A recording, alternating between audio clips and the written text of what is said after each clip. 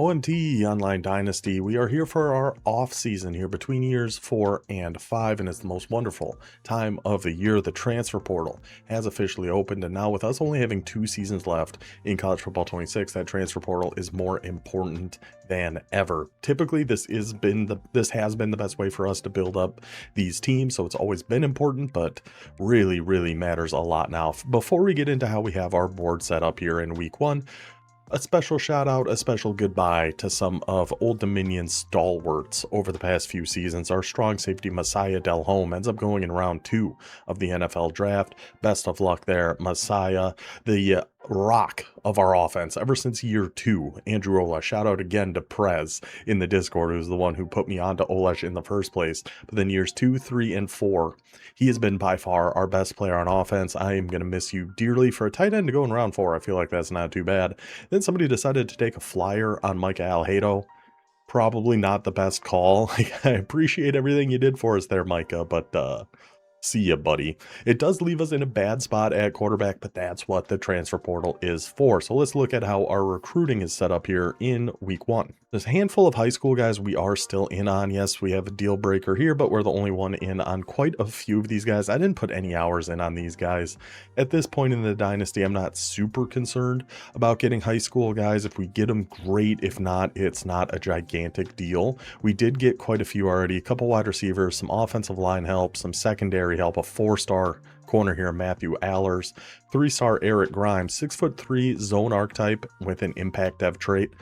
Who knows, maybe by our last season he will be somebody. But here is how our transfer board is looking. Number one thing we needed was the new quarterback. I don't love the guys we still have on the roster, on the depth chart, so we are going hard at both Jamie Landman from Tulsa. There's going to be a few guys from Tulsa in here. I don't remember where they all came from, but I know we have 3 or 4 guys from the Golden Hurricane on here.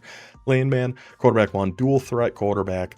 I do want a quarterback with some speed, a little bit of wheels, so we can run different types of offenses if we want to. If we want to run the go-go, if we want to run a more standard offense, I think dual threat's going to give us the best chance of mixing up playbooks like I am one to do. We also have Victor Von Bloom. Now, this guy, he 100% was on somebody's team at some point. I can't remember, but I do remember giving him the nickname Victor Von Bloom. Where he came from, I'm not entirely sure, but we are going to be in on him. A few different wide receivers here. Mr. Pickens, we're the only one to offer him as of right now. We do have that tier 4 pipeline. Kind of funny, we have the tier 4, JMU has the tier 2. Not entirely sure how that works out, but we will take it. A couple more receivers we just have on here. We've already got a couple coming in, and with the manual progression, hopefully our receiver room is not going to be as bad as it looks like it might be. Now, tight end, I have a little bit of a dilemma here. So we have Major Hagens on the board. Nobody else in on him yet. We don't have any pipeline whatsoever. Or we have Gavin Hoffman. Nobody has a pipeline on him, but App State has offered him and does have a slight lead. But he is 6'5". Hagens is 6'2". I think we ride it out and go for Hoffman and try to jump Appalachian State. I think that's, I just love having that 6'5" vertical threat tight end. That sounds fantastic, but we'll keep Hagens on the board as a backup option. I think is what we're going to do. Trying to beef up our defensive line here a little bit. BJ Beard, pure power, 6'3", 300 pounds. Only one offering him as of now. Of course, that can all change quickly. Same with Stefan Boyette. We do have that tier 4 pipeline. That's why I started with hours on him instead of Beard, to make sure we're jumping out as far ahead as we possibly can before anybody else might jump in on Mr. Boyette. So get that pure power, 6'3", 302 pounds. Would love to have him. Speaking of love to have him, Cam Pruitt, Miami Hurricane. We know this guy's very good. We know this guy's a little bit of a freak. So if we can grab him to pair with Josh Choice, we obviously lost Noah Carter. He did graduate, but he didn't get drafted, which I'm very surprised by. He's got to be an undrafted free agent somewhere. So we do have a pretty big hole in the linebacker spot. We had that freshman last year that maybe might be able to step up, but if we can get Pruitt in here, would be huge. Some more cornerback help. Terrell Crow, only one in on him right now, 6 foot tall, boundary corner. Denton, 4-star, only one in on him right now, 6'2", boundary corner from Owasso, Oklahoma. Shout out to Skimbo and Owasso. Another 4-star corner, Jaden Sanders. A ton of people in on him though. We have no pipeline. We're going against Louisiana with their tier 5, Utah State a tier 2, North Texas a tier 3.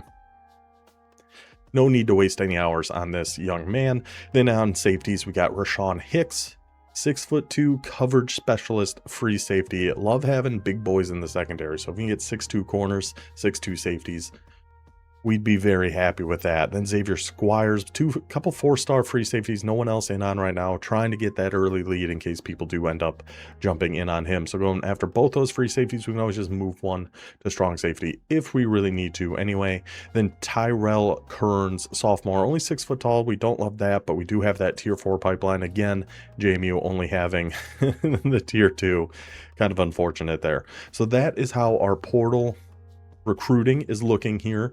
We're about to advance in about 10 minutes, so we will see how it goes. Hopefully we jump in front of some of these guys. Hopefully we get everybody we're going after here and give us a good shot heading into the last 2 seasons. I will see you guys for week 2 here in just a second. Transfer portal week 2, we are here. Let's see how we are looking here with the boys. We've already gone through, updated a few things, changed a few things. I think I like where we're at. We're not worried about any of these. Like I think I mentioned in day 1. Not super concerned about any of the high school guys at this point. We've only got a couple seasons left. All that really matters is going to be these boys down here. Now us, Appalachian State, North Texas, and Sam Houston all in on Jamie Landman, but we've got the tier 4 pipeline. I think we are going to be A-okay on grabbing this guy. It's looking good as of right now. Victor Von Bloom, Georgia, jumps into the mix. We have a tier 2. They only have a tier 3, so potential. But if we're getting Landman, we might start allocating these hours somewhere else. Kalen Pickens, our 5'8" speedster. Don't love that Maryland's in on him with that purple pipeline. We still have the tier 4, so I think we have a good shot. We will see. A couple other wide receivers in the mix here. Enrique Flores. I just don't love the pipeline disadvantage we're at here, so keeping hours off of him. And same thing with Hester. Maybe Virginia Tech, we could catch up to them only being tier 3, we're tier 2. I don't know. Honestly, with the other people we're bringing in, I'm not sure I'm super concerned about wide receiver. Maybe that's a dumb idea. Maybe I'm way off base on that. But I think as long as we can get Pickens, then we've already got these couple guys. We have a lot of young wide receivers that we're going to be able to manually upgrade during the offseason here anyway, that maybe we will be okay. Maybe. That is a big old maybe. At tight end, I think we are just going to battle it out with Appalachian State for Gavin Hoffman. The 6'5" versus 6'2" to me does make a gigantic difference. So I would much rather have Hoffman than Hagans. Plus on this Hagans, we're going up against Georgia and Georgia Tech. We have 0 pipelines. They're tier 3 and tier 2. So I don't love our chances of getting him anyway. So pretty much all of our eggs are in the Gavin Hoffman basket when it comes to tight ends. Defensive tackles, Beard, we're the only one in on him. Love that. So we're going to go after Beard now. And Boyette, we were in on last week. We're staying that 50 on him. No other offers. Looking great for both of our D tackles right now. Honestly, we put 50 on Beard because we saw nobody else in on him yet. If we can get those D tackles, I think that would be fantastic. Now, Pruitt, don't love our chances here whatsoever.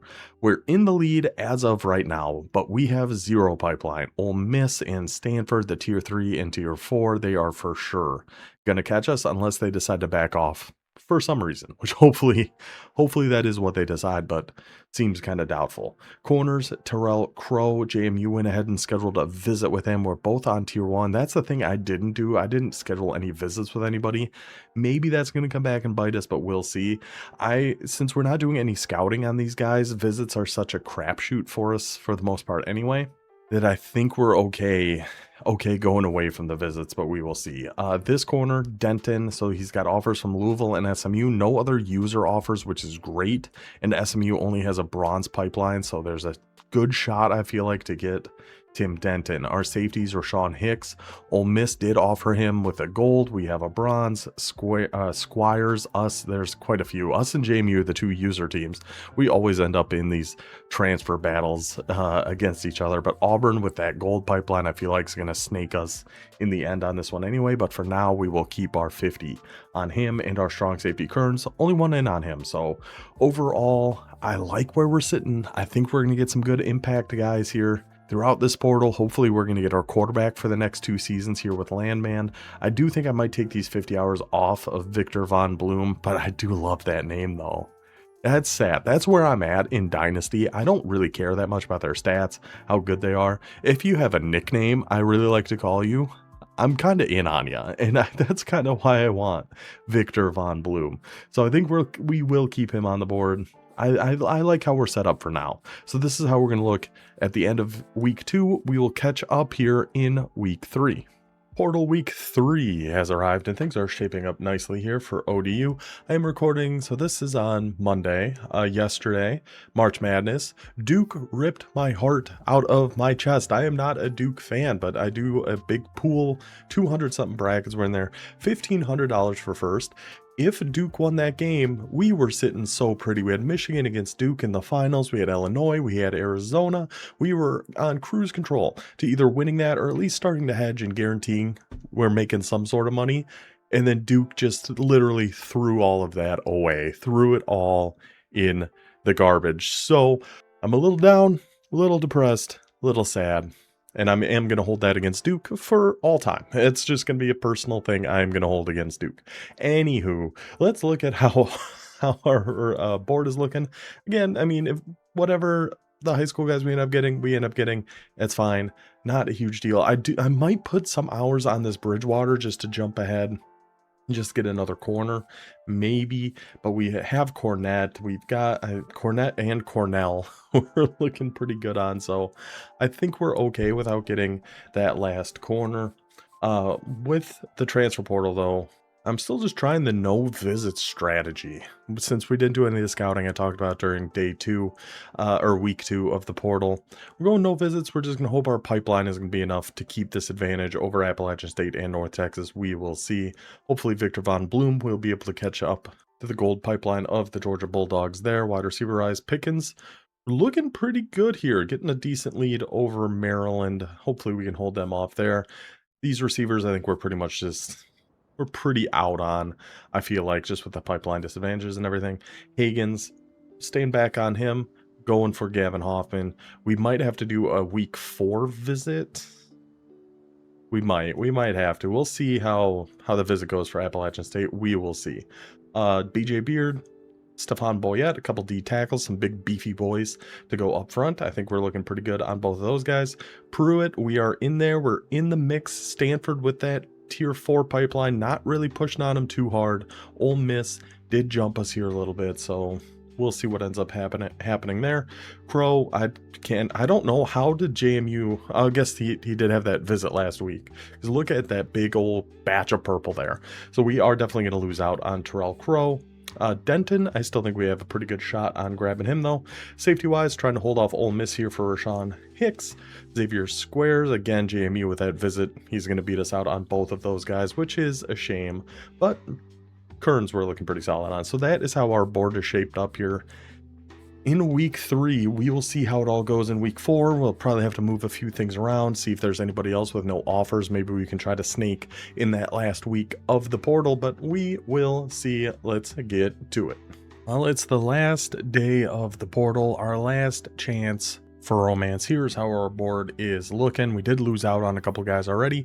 We did get a commitment already, and we did move a few things around. I am trying some last ditch efforts to try to get a few guys. All the high school guys, I think we're looking pretty good on. I don't think Southern Miss is going to catch us on that guy. Everyone else, it is what it is. It's fine.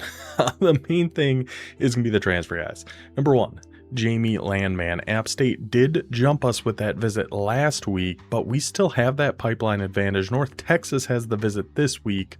Not sure how this one's going to shake out. We did switch this to a hard sell because we have the B+, A-, A+, so we'll see if that works out for us. I've never looked up anything in how to do recruiting, and I should, because I'm terrible at it and I have no idea what I'm doing, but we're just figuring it out. Hopefully this is going to work great for us. So that's Jamie Landman. Then Victor Von Bloom, I don't think we're going to get him. I believe Georgia is going to end up snagging him. I took a shot on a hard sell here. I'm not sure if pro potential is his third thing. I believe it should be, though, because that was the only one I want to say that was had playing style and playing time. And there's always an option, at least from my understanding, of having a hard sell that has all 3. So if that's the only one that has playing style and playing time, it has to be whatever the third thing is, right? That's what I'm hoping for. So hopefully we'll snag one of those quarterbacks.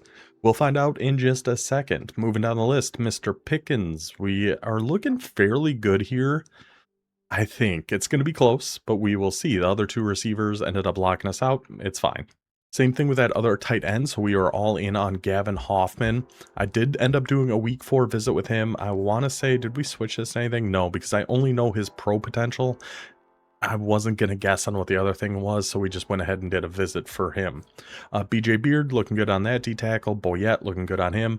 Pruitt, we're trying to snake this at the last second. We got the week 4 visit in there.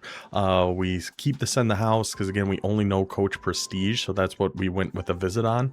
As we know that's a B+, we'll take it and just kind of hope for the best. It's a tight race. It could be anybody, but we're really hoping he ends up choosing Old Dominion here. Cornerback Tim Denton, we're going with a week 4 visit here, which should be enough to put us above Louisville, I would have to imagine. I think we just did Coach Prestige for him as well. Free safety Hicks, we are going with week 4 visit. Ole Miss does have that pipeline advantage, but I think between the visit and we did just keep this in the house there, I think we're looking okay. We did get strong safety Tyrell Kearns. Pretty much everybody else in the secondary is going to James Madison. Just by the way, of course they are. That's James Madison, halfbacks and secondary. They're an unstoppable machine when it comes to that stuff. And of course, we will look at all the top classes and everything after we advance. So at the last hour, at the witching hour, we did add some more flyers to our board here. People that had no other offers. Hopefully we can at least fill it out a little bit. Couple quarterbacks just in case. Now, of course, Oregon State has decided to jump into the party. Unfortunate for us, Oregon State's going to end up getting this guy. This Mr. Burns, backfield creator, 6'4", 204. We're the only one on him, putting 10 hours in. Hopefully that will be enough for us. A halfback, another wide receiver, a right edge, and a free safety. So those are kind of our last dice throws to see who we're going to get to come to ODU for Season 5. Speaking of Season 5, I am going to give you guys a little bit of a sneak peek of some things we've been working on throughout this offseason. If you've made it to this part of the video, it's my little present to you. So, before we advance this week, so we see who we all end up getting, let's take a little peek. So first, an idea I'm having for Game of the Week. This isn't all fully ironed out yet, but I think it's good enough to actually show here. So instead of when we do those games of the week and it just being just like this, why don't we add a little extra element to it and give it a little pre-game show with a little bit of a studio vibe, almost like a ESPN college game day type thing, and take it to our studio shot. Hey, how are you? I do have on the way like a $30 green screen from Amazon, so we'll see how that works. But we got the JMU Stadium behind us, a little desk, little railing right here. The two teams, we'd put their records and stuff. Still other few things I'm thinking of adding on here, but not too bad. I like the direction we're at least headed in here. Some fine tuning of things might still need to be done, but I think this is a funner way for introing the games and doing some different stuff like that. So we got that, then we can throw it to a different part of the stadium like they do sometimes on game day, and we can actually show, hey, now we're over here, we want to show something on the actual game, schedule, standings, things like that. And then we would have this for this example. Obviously, the background pictures would all change depending on what the actual game of the week and everything is. The only other thing, and I'm open to feedback on all of this stuff. This was all just kind of thrown together today. I've been still, like I said, working on a few things. And we also have been working on, we're 4 months away from the draft for College Football 27. But I've already got some ideas. I've already got some thoughts. I'm already starting to plan some things out a little bit. So the main thing, we would still use this kind of studio thing, but obviously the team banners, all that different stuff would change. But then we have the waiting room for the draft, which would go right here. Whoever it is on the clock up top there, you have the actual timer going down there, and then scrolling across the bottom will be the draft that has happened so far. Obviously, it's all just filler stuff in there for now. I just wanted to see how it all worked, how it all looked. My little podium. I think it looks pretty dang good. And then when somebody actually makes a pick, we're gonna have a little jingle I have to make. We're gonna have a little transition thing we're gonna make, say like, oh, the pick is in, and then we can go bang, the pick is in with the first pick. Whoever it is selects James Madison. So I don't know. I like the general idea of what we got going there. There's a couple more I want to do. But just a fun little teaser for those of you who are in here hanging out and watching the off-season stuff too. I think we're gonna start the studio stuff in season 5. I think we're gonna try it out.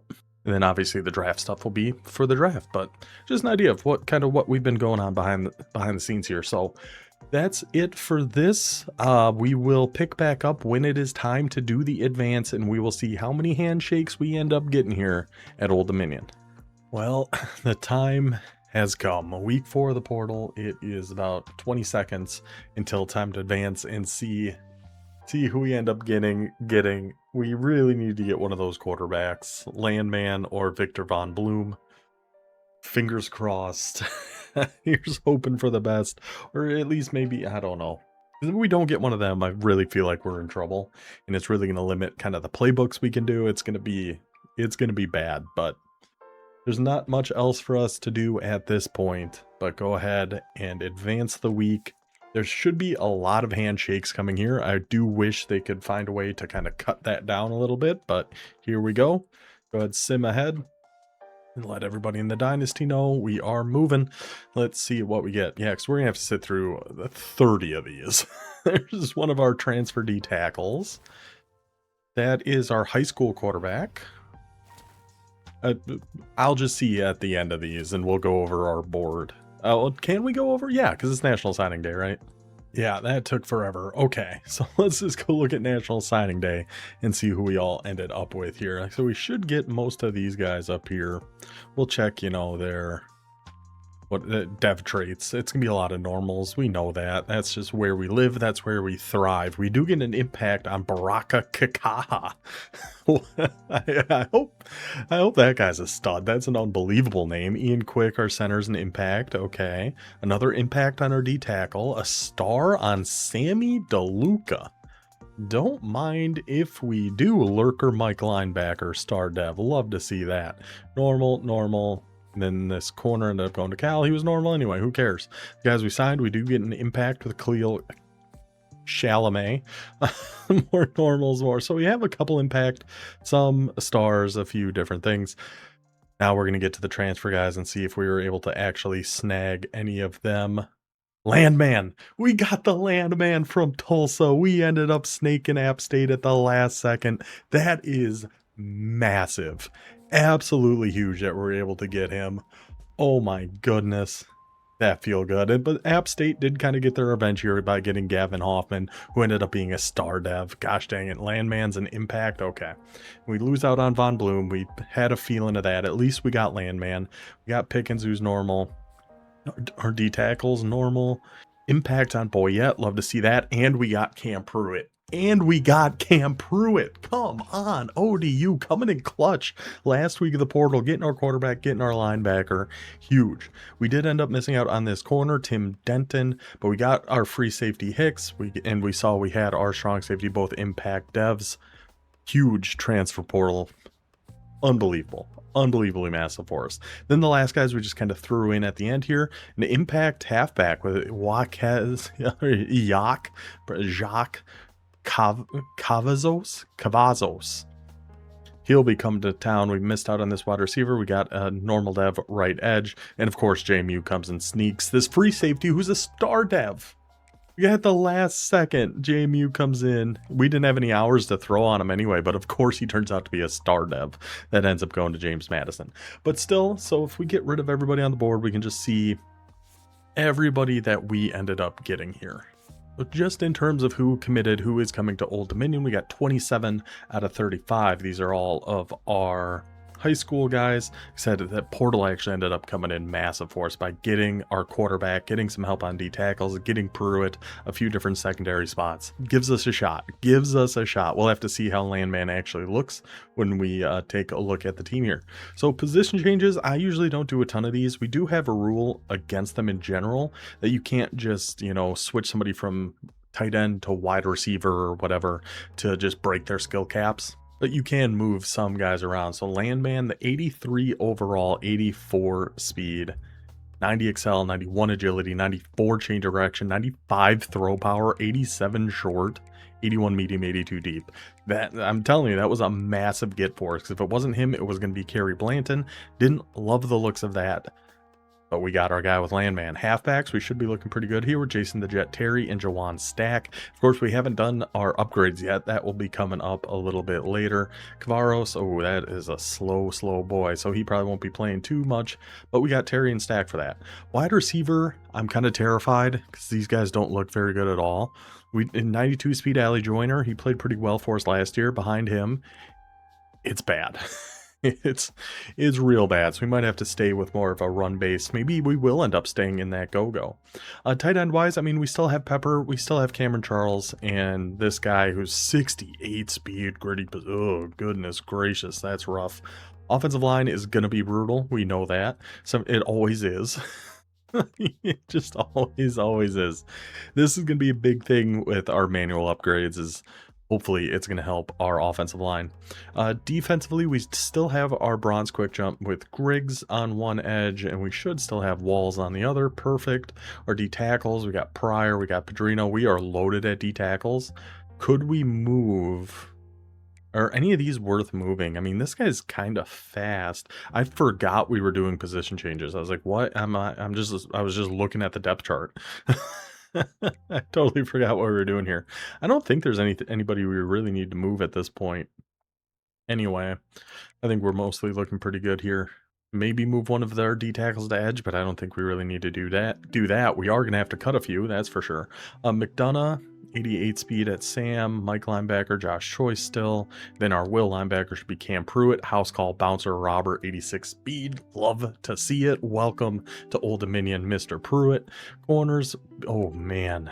Oh, okay. So our true freshman startup here, Matthew Allers, he's probably going to have to play right away. Is there anybody else worth moving around? Like Grimes, he's 85 speed, he's 6'3". Look how tall are we have. Two guys under 6 foot tall. I love my big boys.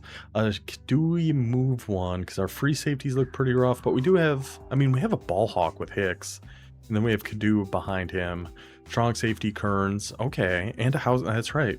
Bowie's been here like since the beginning. So I don't think we really have too many people to move. Another thing recruiting wise I have to do that I just never do is recruit athletes. I never even look at that tab. I forget it even exists. So that's something for us to consider in the future.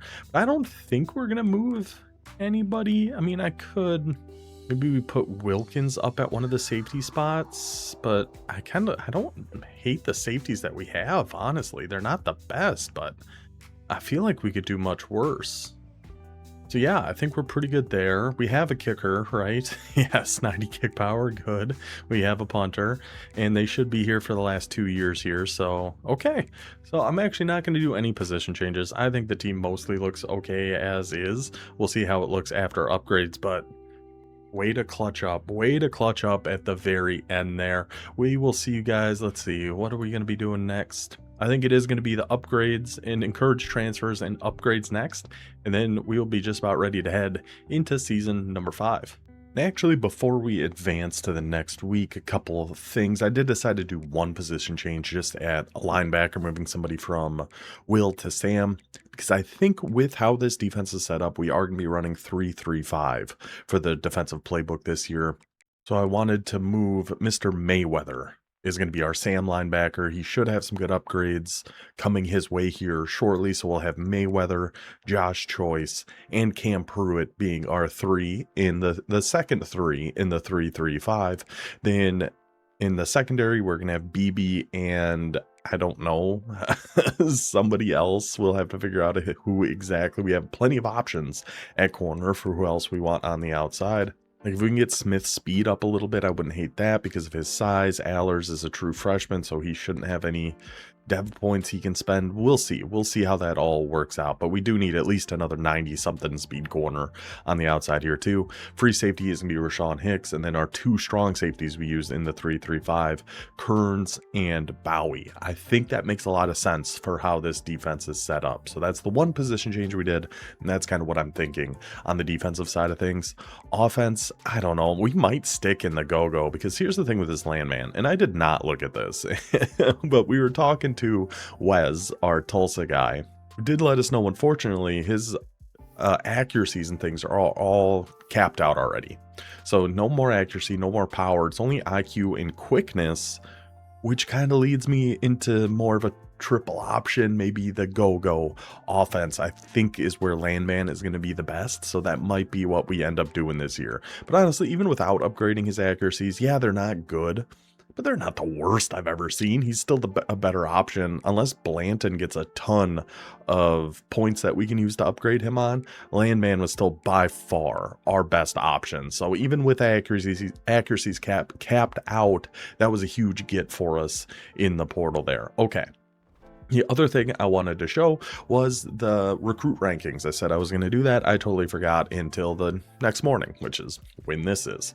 So if we go to our top classes, number 1 in the country, Utah State of the Mountain West. Number 5 in the country, Tulsa of the Mountain West. Number 9, Louisiana of the Mountain West. Number 13, JMU of the Mountain West. You can see why the relegation, I think, makes sense because it keeps these monster classes kind of together. And then lowly old ODU sitting at number 37. Toledo, our defending national champion, comes in at number 20, getting 1 5-star, a handful of 4-stars and 3-stars in there. Texas State at 34, ODU at 37, Buffalo at 65. So the Mountain West is it's not going to get any easier for us in these last couple seasons. For College Football 27, I'm going to have to do something to get better at recruiting because we get kind of left in the dust here, and our team's going to be, it's going to be a really, really tough season for us, I think, unfortunately.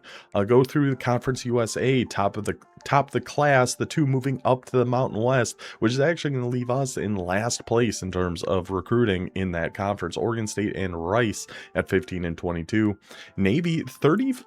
For being a service academy, having the 35th ranked recruiting class, I think is incredibly impressive. I think that's really good. So good job to Elevated Anaconda out there.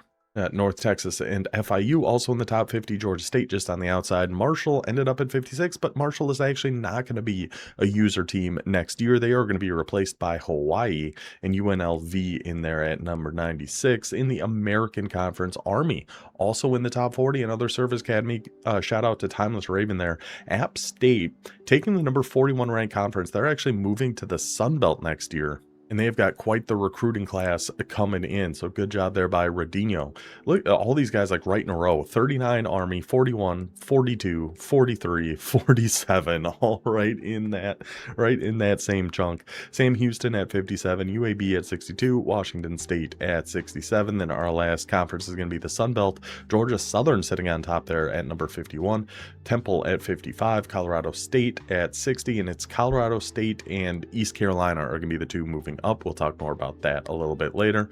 And also Louisiana Tech, the coach there took the job at Memphis. So Louisiana, much like with Marshall's out, Hawaii's in, Louisiana Tech out, Memphis will be taking this spot in the Sun Belt. That's how everybody in the Dynasty ended up doing recruiting wise. I think that's all I really wanted to talk about, the position change and where the recruiting rankings ended up. So up next, we are going to have our manual upgrade. So we'll see how ODU looks, but I think we're kind of getting left in the dust here.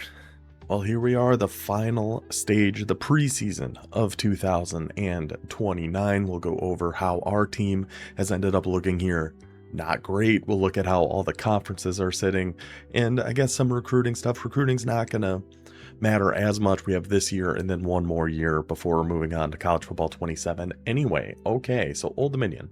Actually, before we get into that really quick, I do just want to talk, if anybody's been curious who not in the Dynasty, how the scheduling process works. We do set up a 48-hour window where people can set up their own custom schedules, essentially. I'll put everybody's schedule into one big spreadsheet, and then you can alter your computer games. If you want to set up other user games, you certainly can. So with that in mind, I'll just show really quick. Just again, if anybody is curious, here's how we do it. So here is our schedule. This is all on our shared document. I put everybody's in here. Yellow is out of conference user games. White is either a buy or a CPU game. Red is conference games that we can't change. So somebody like Texas State decided, hey, we don't want to play any CPU games, so they went ahead and scheduled 5 out of conference user games. Other people are fine just with whatever is auto-generated by the game. Our schedule, I did want to start with 3 CPU games, and then we'll have 9 user games after that at East Carolina and at Army, plus our conference schedule. So it's really up to the person. You have to have a minimum of 7 user games, all your conference games. You can go up to 12 if you want, or just keep it at 7, somewhere in between. It's kind of totally up to you. So that's how we do the scheduling. You get 48 hours to do all of that. So our schedule, ODUs, is like finalized. We're going to ease into it. We are going to try 3 different playbooks in our first 3 CPU games, and then go from there, decide which one we like best. You can see we're an 82 overall. We dropped to 1.5 star after going 4 and 3 in the gauntlet of the Mountain West last year. Doesn't quite seem fair to me, but it is what it is. Our team overall, after our upgrades and everything, I don't know, man. I don't know what the heck we're going to do. At quarterback, we're going to go ahead and start Landman. 87 speed, 93 excel, 99 change of direction, like good throw power. He is capped on his accuracies, but they're not the worst in the world. We got 88 short, 82 medium, 82 deep. So I think that's going to be good enough. I think he's going to be our guy. One thing I completely forgot about is when you're doing the manual upgrades, that you're the one kind of in charge of doing all of these. So you'll see a lot of our guys do not have abilities. I remembered once we got to the defensive side of the ball, so we'll see some of our defensive guys have some abilities. Not a ton on the offensive side, but Landman is going to be our quarterback for this season. At halfback, we got a really good 1-2 punch here with Jason the Jet Terry, up to an 81 overall, 94 speed, and then Jawan Stack here too, 79 overall, 93 speed. That's a big reason why this first game we are going to try out that go-go offense again with Terry and Stack in the backfield. Wide receivers, looking rough. Allie Joyner, 92 speed, 84 overall. Pickens, 79 overall, 89 speed for a 5'8" speedster. Brother, what are we doing here? Robert Theus, he is going to be like our standout guy. He's a star dev. He's a redshirt freshman, already 92 speed. He's going to have to be the backbone of this offense, him and those running backs, and running with our quarterback. Other than that, I'm not sure what we're going to do. Tight end wise, we are sorely missing our guy, Olesh. We'll have Pepper be as our starter. We do have a 66 speed Cameron Charles, or 86 speed, 67 overall Cameron Charles behind him. Not great. Left tackle, 83 overall. Our offensive line actually didn't end up being that bad, all things considered. It's one of the better offensive lines we've had. It's still not good at all, but it's better than it has been, which is a sad state of affairs, but that's where we're at. Defensively, we are going to have Julius Walls. He's up to a gold quick jump now on one edge. We are going to have Javon Griggs, still just a bronze on the other. Defensive tackle, we are going to have Nate Pryor with his pocket disruptor, and I think we're going to go to a 3-3-5. I think. I mean, we do have 2 pocket disruptor D tackles, so I'm not entirely sure, but we do have 3 really good linebackers I want to make sure are on the field. Number 1, Cam Pruitt, one of our jewels from the transfer portal. House call, bouncer, robber, 93 overall, only 86 speed, but good acceleration, good agility. Hopefully he'll be able to make some plays for us. At Mike, we are going to have our guy Josh Choice with the blow up now. Still the 90 speed. I don't think we need him to be any faster. I wanted to upgrade other things with him there. Then at Will, it's going to be Kyrie Mayweather, our redshirt freshman, 86 speed with wrap up. So I'd like to get those 3 guys on the field. They're a little slow, but so was everywhere else on our defense. Our defense stinks. At corner, we're going to have 5'10", but at least he's 94 speed, Dylan Beebe. And then our true freshman star dev corner, Matthew Allers. Wish we found you a year or 2 earlier, brother, but you're going to step right in and be one of our outside corners. Another reason I'm thinking of going to the 3-3-5, who the heck am I putting in the slot with all these corners? I don't even know. I don't know. Smith, because he is, 6'1", but I don't know. I think it's going to have to be a safety being our slot corner. Our free safety, Rashawn Hicks, ball hawk, and robber. Again, only 86 speed, but I love those abilities. Then we do have a robber here on Marcus Cadu as well. Strong safety, we are going to have Tyrell Kearns with robber and Bobby Bowie with house call and gold robber. So if we use that 3-3-5, it would be Kearns, Bowie, and Hicks sitting up top, all with good abilities, not the fastest, but should work. And then our outside corners would be BB and Allers. That's kind of why I'm thinking of going to that defense. A special shout out to our kicker, who's turning into a stud, Cade Fenderson, with his 95 kick power. Go get him, brother. So yeah, that's how ODU looks, 82 overall, and wait till we see how the rest of the Mountain West looks here with our updated conferences. With the relegation, we had our guys moving up, we had our guys moving down. Here's how the conferences are standing heading into year number 5. Defending national champion Toledo Rockets, 93 overall, jumped 17 overall in one offseason. Kind of insane. And for college football 27, we are going to do a manual progression penalty. I think probably 25%, I think, is where I'm landing on that, because this is starting to get a little crazy. I'm glad we only have a couple seasons left to deal with some of these teams. Oregon State, 89 overall, 89 offense, 91 defense. Louisiana, 94 overall. Rice, 90. Tulsa, 99s across the board. Utah State, 99s across the board. And here comes a little old Dominion, 82 overall squad. James Madison at 95. If we don't get relegated this year, y'all messed up. If Old Dominion does not finish in the bottom 2 of the Mountain West, that is an indictment on everybody else in this conference. I fully expect us to get moved down. I just don't know what I'm doing when it comes to team building. That's really what I'm realizing here. I think maybe for 27, we'll do some more offline Dynasty stuff so I can get a better idea of how to actually build a team, because we are getting left unbelievably far in the dust here when it comes to the Mountain West. Gonna be an interesting season for your boys out in Virginia. The only one's not even ranked. It's bad. It's bad. But it is what it is. Down to our gold conference, Conference USA. We got our newcomers, Texas State and Buffalo, down at the bottom there. UAB, Bowling Green, Navy. UAB and Bowling Green both moved up because they finished top 2 in the American last year.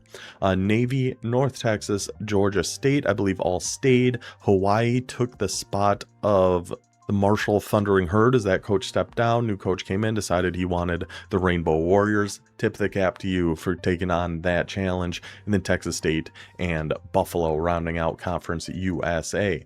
In the American, we are going to have the newcomers here. Colorado State and East Carolina moved up from the Sun Belt. Moved down was FIU and UNLV. Staying in the American has been the Army Black Knights, who we will be playing in out of conference again. We are 1-1 against Army. We have to have a deal breaker or a tiebreaker at some point. Pretty even matchup, honestly. He's 83 overall, we're 82.